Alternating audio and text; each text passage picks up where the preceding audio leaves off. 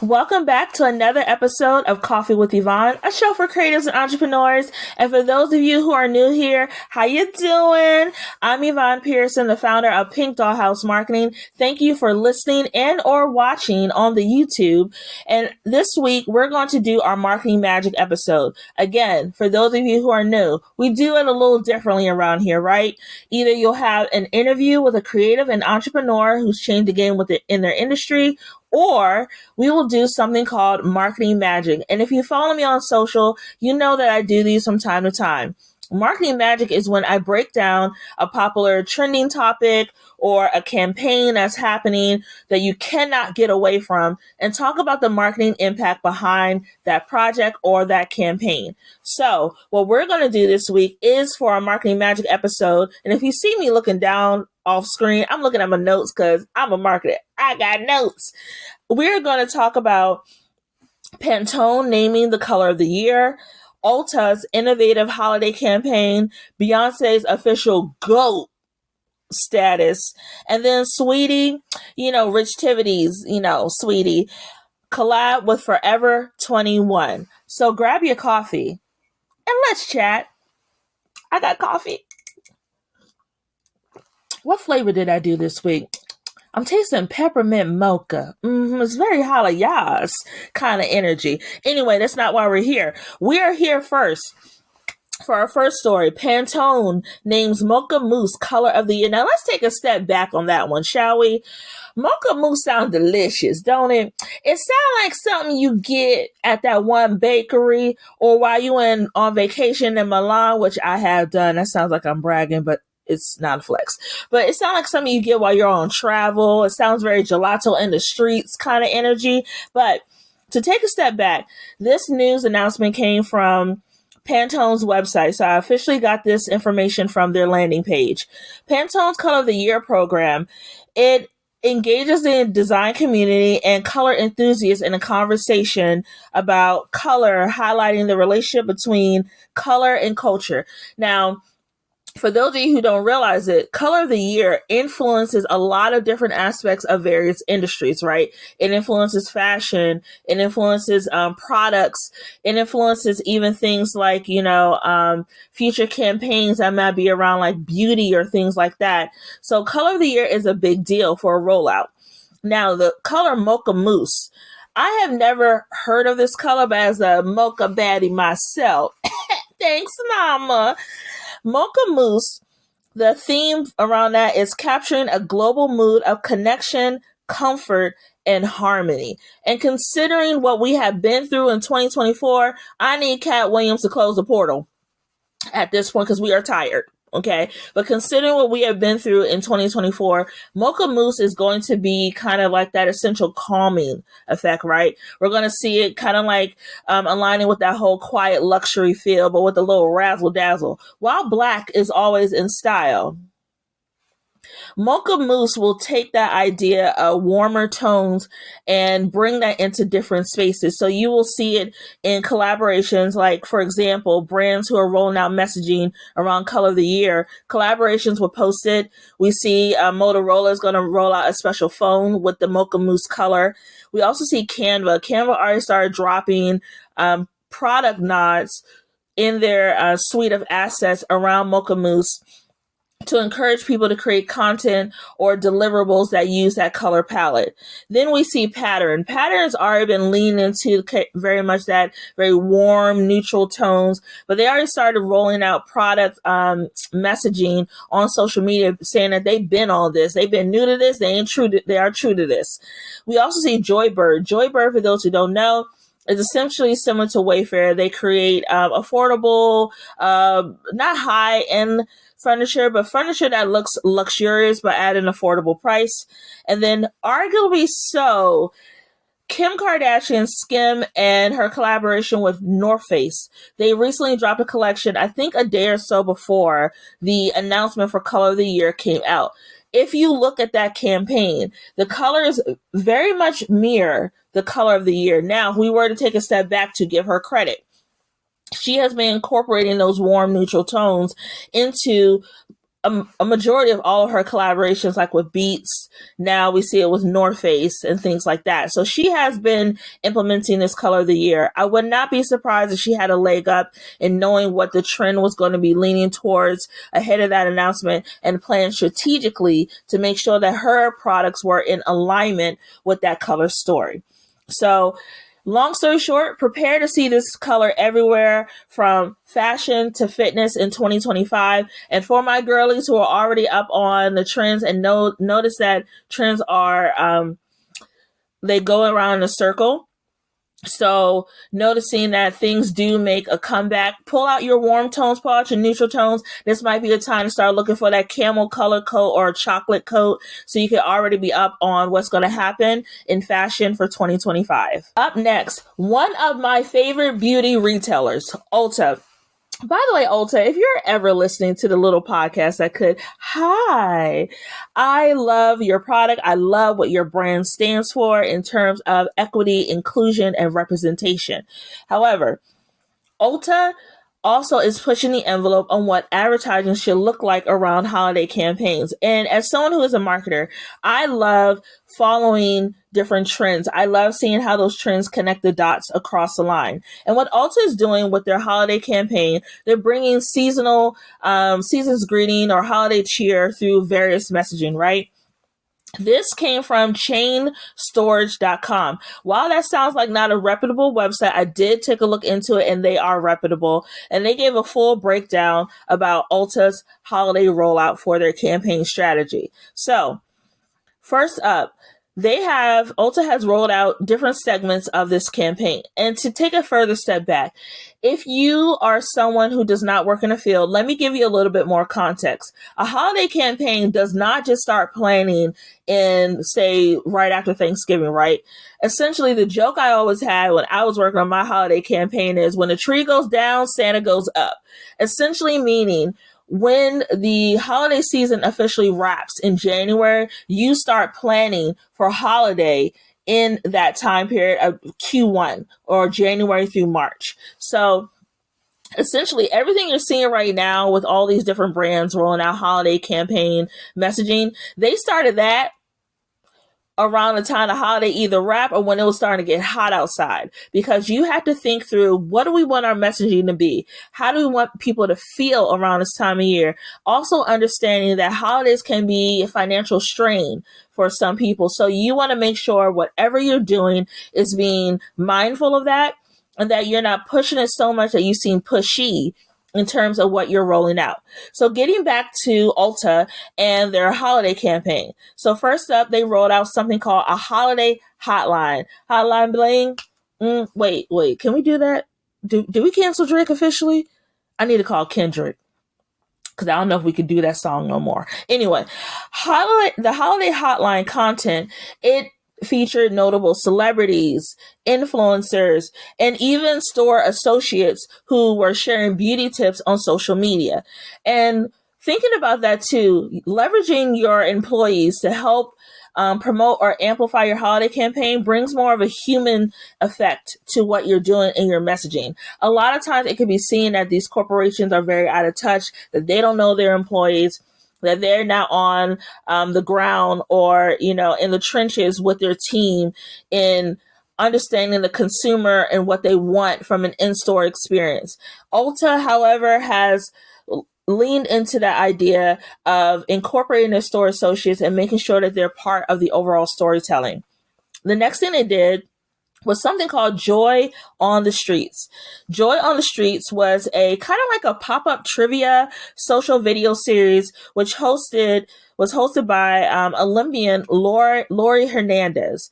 And I think this is really great. They also did this to take it back a step further in New York City. For those who know in the marketing space, New York City, LA, Chicago, sometimes the DC area where I am, and I'm actually in DC area. I'm in DC. I'm not we're not going to get into that. You can go to Washingtonian Problems if you want to hear that tea. Anyway, the launching of these initiatives in popular places like New York is very smart because you already have a place that's known for its trends. It's known for innovative concepts and things like that. So when they did this trivia on the street, it's creating kind of like that in-person engagement. That's what we call it in the industry. In-person engagement is when you're actually going to your customers face to face and talking to them, because a lot of times us marketers lean on data, on research, on surveys, and things like that to tell us what the customer or the consumer wants in terms of products. When you go actually on the street to the people through pop-ups and in-person engagement, you are allowing yourselves, one, to connect with them on a different level, and two, make it feel more personal instead of you just sending them a coupon in the mail or by email. So the other thing they did, which I thought was really cool in terms of innovation, they partnered with Roblox. Roblox, for those who don't know, is kind of like this game that Gen Z and even some millennials, but Gen Z more specifically and Gen Alpha have really leaned into. And it takes the idea of, I think, coding and brings it into the video game space. So what they did, they partnered with Roblox to bring this virtual experience called House of Joy. And House of Joy featured brands in the promotion, including Bubble, Too Faced, and Juice Beauty. And it allowed for participating consumers to complete tasks and mini games to earn exclusive virtual avatar prizes. Now, for those who are like, well, I don't play Roblox, why is there a point of me even, participating in that? That messaging was not really for us elder millennials. Lean into it. We are the elder millennials. It's okay. Just take your turmeric for your knees. You'll be fine. But this was more so for that new, that Gen Z audience who is now starting to turn into consumers who are spending their own money, or Gen Alpha who is now starting to lean more into the beauty space because of trends that they see on TikTok or other social platforms. By getting them where they're engaging in a virtual social space on a semi-daily basis, Ulta is now starting to build what we like to call brand loyalty. And brand loyalty, for those of you who don't know, think about the products around your house, right? Think about the products you use for cleaning, for food, products or stores that you just go to because you go to them. Brand loyalty for those products, brands, or stores was built a long time ago. Essentially, what you're doing is following the blueprint that your parents or an influential adult in your life has laid out for you in terms of the products that you consume, you use, and you buy.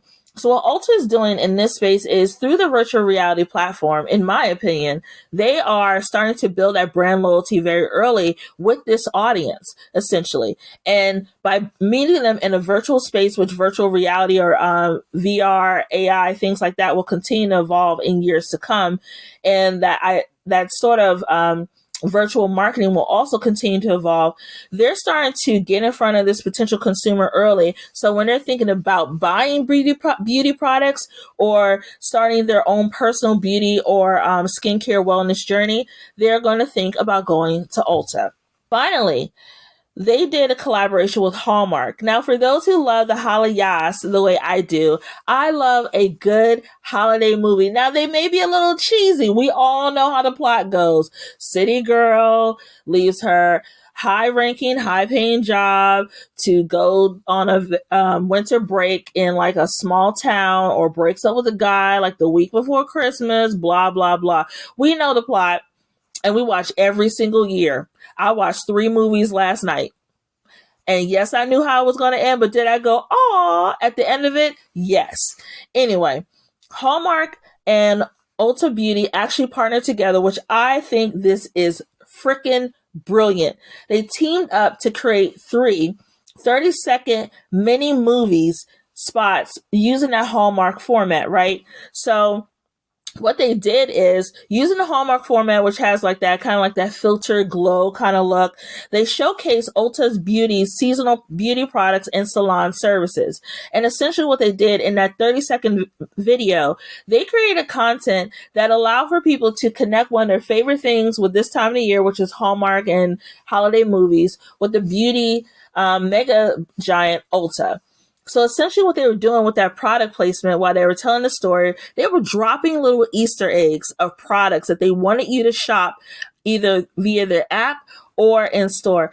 I think this is one of the most brilliant ideas that I have seen come across my feed in a very long time around the holiday space.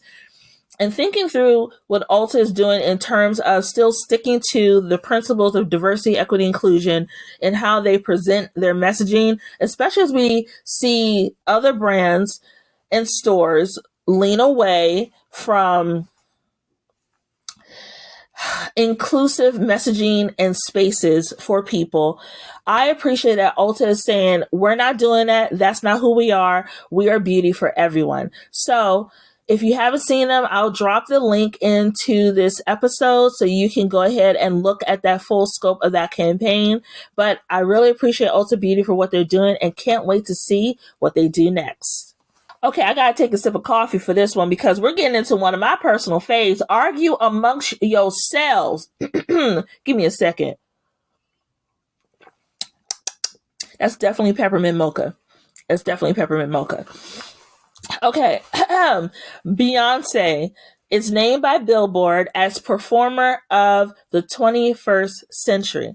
This came directly from Billboard, so again, if you do not believe it, you can go right to Billboard, you can Google the Googles, and find out for yourself. For fairness, it was a discussion on the social media if Beyonce did deserve the top spot. And Billboard had to come out and defend their reason why when they posted that Beyonce was named number one. I will get into my personal reasons. I will not get into Billboard's, but I will get into my personal reasons why she was number one for the 21st century in a moment. If we were looking at the top five, number one is Beyonce, 2, Taylor Swift, 3 is Rihanna, 4 is Lady Gaga, number 5 is Britney Spears. Now, this top 5 alone, let's give the women a round of applause for being named top 5 of the 21st century. Thinking through also this list, the latter half of it, with respect to the work that they have done, Rihanna has not released music in 10 plus years at this point, probably. I don't know. The last album was Anti, and that came out a hot minute ago. I can't even tell you at the moment. But she has remained culturally relevant in terms of what she's done with Fenty, in terms of what she's done with Savage, in building inclusion and changing the beauty and intimate apparel space. So Rihanna, I understand why she is number 3 on that list. Lady Gaga is someone that I have been listening to since I was in college. You could go ahead and do the math yourself, but let's just say the Fame, remember that song that she had? One of my favorite songs, Paparazzi. She definitely influenced the fashion space for a very long time. I was very much heavy in my Gaga era. I was very much into like the Alexander McQueen kind of look, the chunky boots, this, that, and the other. And I have seen Lady Gaga perform in concert. Phenomenal show. Britney Spears. While we have not seen music from Britney Spears in a very long time, we cannot deny that Britney Spears is still very influential in a lot of spaces. Britney Spears came out when I was in middle school, essentially, and remained relevant through most of my college career. She was relevant. But the fact that she has not released music in a very long time is up for debate because we all know what happened to Britney, right? But getting back to the top 2 on the list, Taylor Swift and Beyonce. Now, again, there are arguments that Beyonce does not deserve this top spot. I, again, speaking from a millennial perspective, I can speak to the fact that Beyonce is essentially like my era's Michael Jackson, right? And as someone who grew up on Michael, on Prince, on Donna, on Whitney, are you seeing a pattern here? Some of the greatest performers of all time. And shout out to my mama, by the way, for playing those songs on Sunday morning with the yellow broom while she cleaned the house. That boombox was on heavy rotation. But if we were looking at the impact and influence, there's a reason why Beyonce made that number 1 top spot on the list. I, as a creative, cannot think of anyone who has moved the needle forward and changed the game in so many ways like Beyonce has. Now, arguably, we can say someone else who, to me, is her peer, Usher. Usher has remained culturally relevant over time and also has, I would say, in the last few years or so made a resurgence back in his cultural relevancy. Before, we just respected Usher because he is Usher. Confessions, still one of the best albums of all time. He is still someone who I can think back in my childhood. There's not a time period that Usher was not included in the conversation when it came to music or creativity. However, if we look at who spans the gamut in breaking out from music in terms of music, creative direction, in terms of product development and things like that, Beyonce has done a great job. The artistry is there. Destiny's Child. Destiny's Child was the in vogue of my generation. To this day, when I hear, say my name, I'm thinking about, sorry, mama, again, I'm thinking about me moving that furniture around, trying to hit them poses like they did in the video. To this day, Survivor, one of my favorite albums. Things like Destiny's Child have become the core music for a lot of us millennials for our upbringing, right? Destiny's Child was actually the second concert I ever went to ever. First one was NSYNC on their last tour. The second one was, again, Destiny's Child on their last tour, on their Destiny Fulfilled album tour. And for me to have been a baby beehiver because Destiny's Child and love all three members to evolve into being an affiliate member of the Beehive, code 94681444887. How you doing? I have respected the artistry and evolution of her work. When we think about that creative evolution, what she did, Dangerously in Love, of course, as her first solo project, but I'm going to talk about B-Day. B-Day for me is when my ear fully turned up. I said, now, wait a minute. Something is truly there, because before, loved her music, but B-Day had me fully reined in. I actually have most of Beyonce's albums on vinyl. That's how big it is for me in terms of the music. B-Day, when we were at the clubroom parties in college, we were all doing the moves. We were all trying our best to walk like Naomi Campbell up and down the club rooms. Thinking about things like that she did in terms of the fashion conversation, right? House of Darion, and she did with her mom as a brand that was in Macy's for quite a while.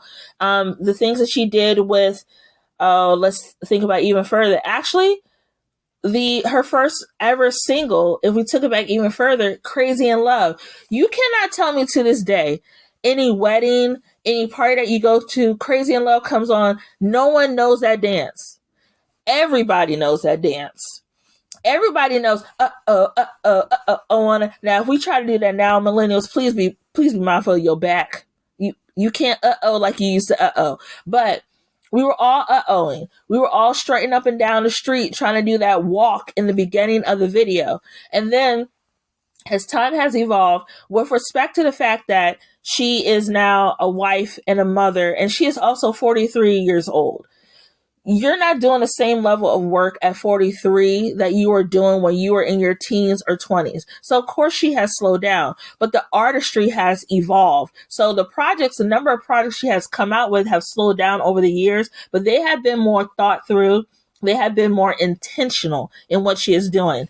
Lemonade should have won Album of the Year, in my opinion, and in a lot of people's opinion.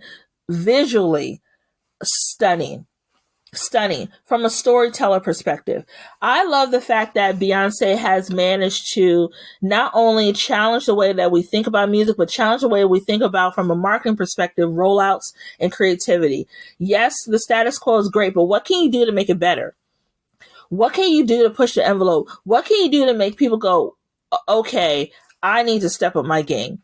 That's why I think I hold her to such a high regard as a creative. Music, I love the music, but creative, I'm true hive when it comes to creative. Musically, I'm an affiliate Beehive member. I already read you my member number. But creatively, respect for that woman on the absolute highest level. Because the way her mind works, I even have, and if you follow me on social media, studied the various tactics that she's done around Renaissance, around her product drops. I have done marketing magics on social media, breaking those things down because I think I need people to understand why it's so impactful. And as a creative, when I'm even thinking through the work that I'm doing, I'm thinking, okay, am I doing this because I'm expected to do it, or because I want to do it, or because I want to change the game with what I'm doing? And essentially, it's the latter. I want to change the game with what I'm doing. I want to think through the process. I also want to bring people in to my inner circle who think on a similar level that I do, and who also understand why I want to push the envelope, right? Then let's go into an underrated album. And I know I skipped over Self-Titled. We all know Self-Titled. We know what happened on that night. We know world stop. Carry on. Black is King. Y'all didn't give Black is King his flowers. Y'all didn't give Black is King his flowers. You didn't. I know it came out around the time of the pandemic. I totally get that. But Black is King, if I still have my Disney Plus subscription, because I did have to cut it off. It was getting too expensive with them platforms. But Black is King, beautifully done from a storyteller perspective, and understanding that she was so intentional, as she always is, with the hair, the makeup, the people involved on the production side, everything. She made sure the story that was being told was a holistic story that deserves a number one spot. Because someone who has cultural impact on the level that Michael Jackson has had from my mama and them generation is intentional about what they're doing, right? Black is King does not get the flowers it deserves from a visual album perspective and from an album perspective. It is beautifully, beautifully done. And then finally, we have, in terms of creative evolution, Homecoming. Sometimes, y'all, I watch Homecoming just to get inspired. Because even though it was about her being the first Black woman to headline Coachella, I watch Homecoming to see the creative process unfold in real time. And I just love the fact that seeing her look at, the way the stage is set up, ask the questions, thinking through, bring people in who are subject matter experts of what they do, but also understanding what their job is. So if she has a question and they don't know the answer, she can find out as well, and then send her people to get what she needs because she has a vision, right? Homecoming, to this day, I watch it for inspiration. I admire the work that it takes to get there, but I also understand the pressure on two-sided thing as a creative, as a strategic creative, and then also as a Black woman, what it takes to lead at that level. Even at my level of leadership, there are some days I call up my mom and I have to vent. Thank God for therapy, because I don't want to put everything on her. But there are days where I am frustrated and I'm at a senior manager level, right? I can only imagine how frustrated she is when she is giving people direction on what she wants and they're not listening to her, or they're doubting that she understands what she's talking about. I can't even imagine what it takes to perform at that high of a level. And then if we're looking at moving away from creative evolution to cultural moments, now we can talk about Self-Titled. Self-Titled changed everything, right? It changed the way people drop music. It changed the way people talk about their projects. It changed what a rollout looks like. And if we want to call a spade, arguably, I would have to say Kendrick Lamar, who in my mind, y'all, that's her work husband. We know Jay-Z, her real husband, but Kendrick, that's her work husband. Kendrick is following the blueprint or advice of Beyonce in how he's thinking through his own project rollouts. Because GNX, which if you haven't gotten your tickets for Kendrick, go ahead, hop on that. You're going to want to see this concert. It'll be my second time seeing Kendrick. It's worth it, I'm telling you. But Kendrick Lamar is looking at his project from an artist and creative standpoint similar to Beyonce. And the fact that they are friends in real life is also helpful, because he probably leans on her for advice on how to think things through and how things should be done for longevity in the industry. And then again, cultural moments. We have Homecoming. Homecoming inspired meme after meme and inspired think pieces and inspired anything you can think of. And then the Renaissance tour, for someone who was at the Renaissance tour, for someone who the Renaissance album is still number one on my Apple playlist, with my wrap up for 2024. Renaissance, from an album perspective, is one of my absolute favorite Beyonce albums, with the understanding that it pays homage to the dance or house scene, which started in Black and Brown communities, but taking a further step back, LGBTQIA plus in queer communities. It was a safe space. It was a safe space for people to be themselves, to show up as their authentic self. And though it has been whitewashed over the years, at its core, house music is a cultural staple in our community.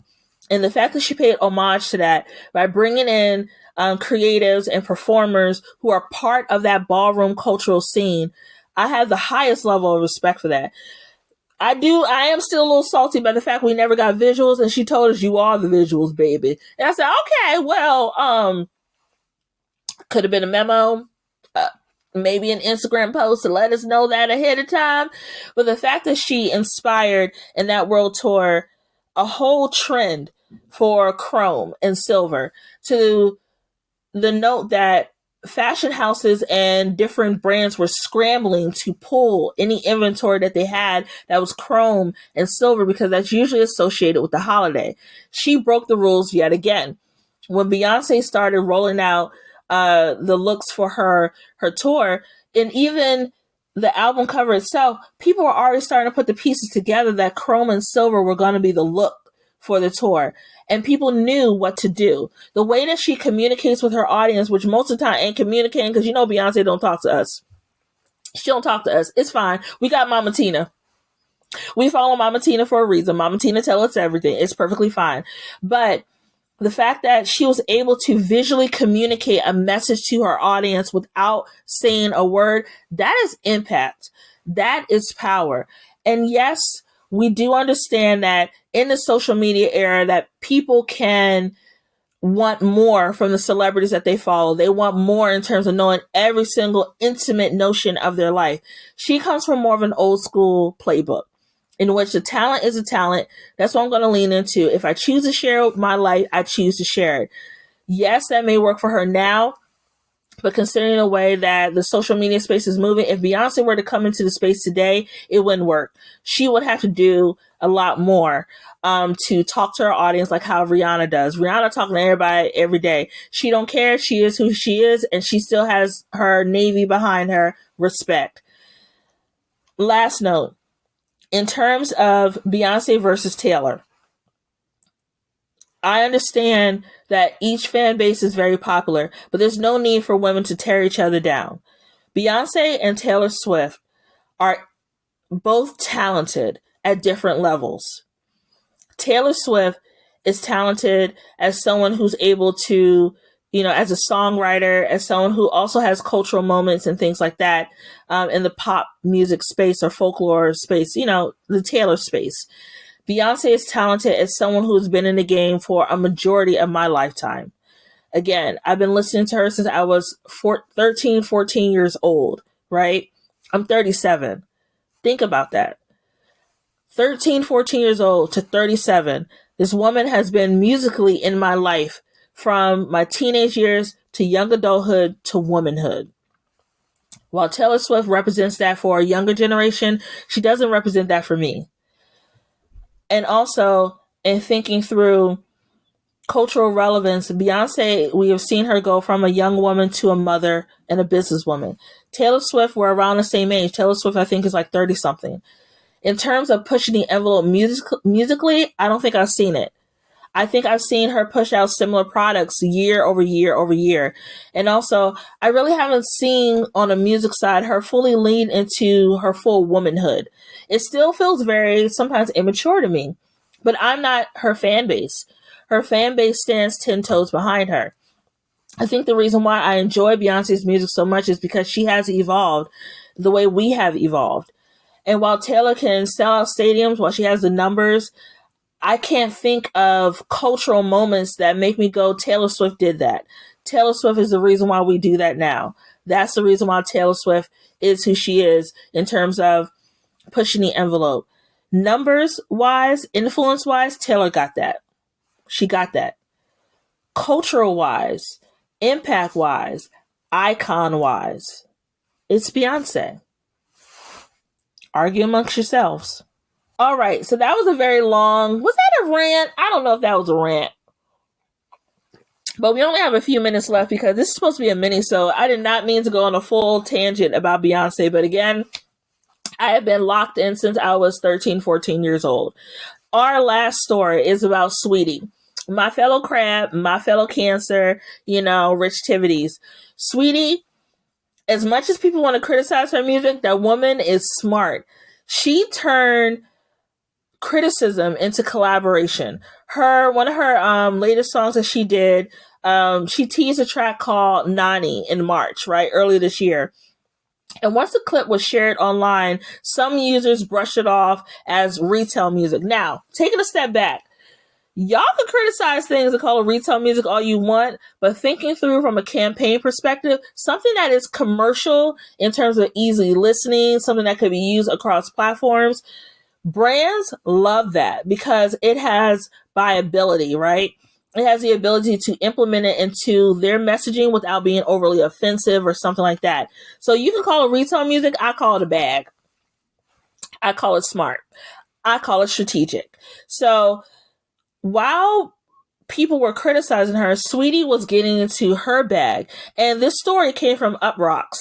And they talked about the fact that Saweetie has now launched a collaboration for the holiday season with Forever 21. For my elder millennials out there, you remember Forever 21. You remember when we were up in there buying those $3 t-shirts, those little bandage skirts and stuff like that for the club. We in the club, we all family.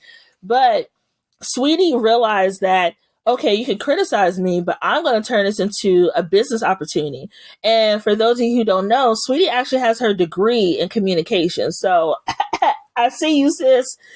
And this is smart on her part because she understands that cultural relevance doesn't always translate into longevity with just music. It has to be different brands of streams of income in order for you to stay relevant, right? So what she has done with this Forever 21 collaboration, she dropped a teaser on her social media in collaboration with Forever 21, showing her first in the car and little pop-ups of people's feedback about the song, calling it retail music, or that they will hear the song playing in Forever 21, trying to downplay her hard work. Saweetie, being the petty little cancer crab that she is, which I ain't mad at you, sis.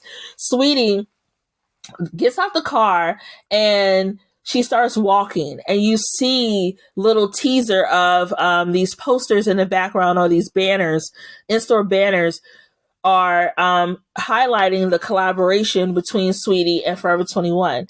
And it's such a cute video because she doesn't say much.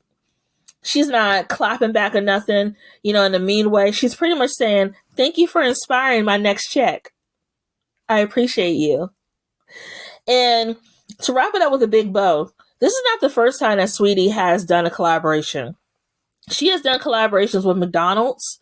Remember the Sweetie Meal when people were making fun of her food choices? She turned that into a bag. She did one with Champion, the athletic brand, as their first global culture consultant. She did one with Crocs and Hidden Valley Ranch. And you're like, huh? Yes. She did a special collection of charms inspired by Hidden Valley Ranch, another thing that she uses on her very unique food combinations. She did one with MAC Cosmetics, Pretty Little Thing, and Kiss Cosmetics, which I think she did one with like Edge Booster in different colors or something like that, Edge Control. But this is all being said is, I think we need to start realizing that Saweetie, while you may not love her music, you gotta love her business mindset, because that girl is staying relevant and staying paid by taking criticisms, turning them into collaborations, into a check. You go, Glen Coco. Okay. So that is everything I have for you today. I know we went a little over time. But we had to dive a little bit deeper into some of our topics. However, I hope you enjoyed today's chat.